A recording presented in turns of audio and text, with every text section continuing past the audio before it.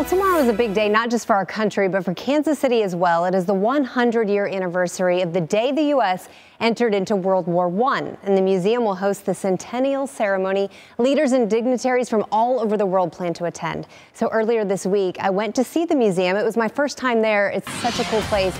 We looked ahead to the importance of this day. It is a stunning sight when you enter the National World War I Museum and Memorial. A field of 9,000 poppies greet you. The poppy often represents both death and rebirth, because in the midst of all the death and destruction in Belgium, the poppy here would continue to grow. Each one of these represents 1,000 combatants killed in World War I, or 9 million, and that's not even including civilians.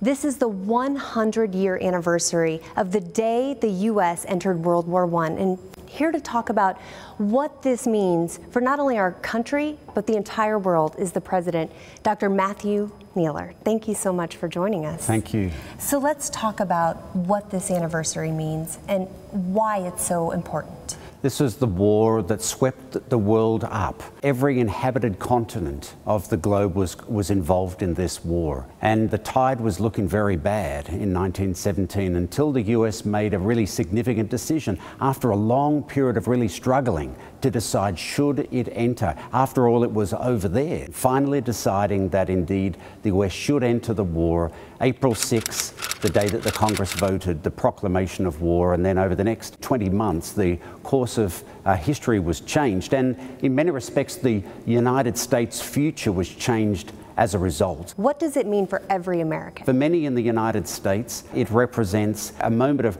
real significance. The biggest battles in American military history occurred during World War I, and so many of us can trace our roots to what happened during that time. When you come inside the museum and see everything inside, it's really unbelievable to see so much history in one place.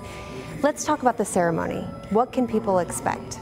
The ceremony is the national moment for the United States, where we mark the US entry into World War I, and we're really honored that we're hosts. For the last 90 years, people from all over the world have gathered to honor those who served and to learn about World War I in the world's most comprehensive collection of World War I archives that you'd find anywhere. And I know you've been planning this ceremony for a very long time. Yeah, so in the ceremony, it is comprised of many songs, readings, poetry. It was not an easy decision for the US. And so this ceremony seeks to narrate that, to tell that story, to talk about the many and different voices through the lens of the African American experience, Native American, through women's eyes, through others in society. We seek to talk about what was being said leading up to this moment when the United States made the proclamation of war. They are expecting about 4,000 to 5,000 people. All the tickets are actually gone, but you can watch it streamed live online on their website. Just go to their website and you can follow the instructions and you can watch it all there.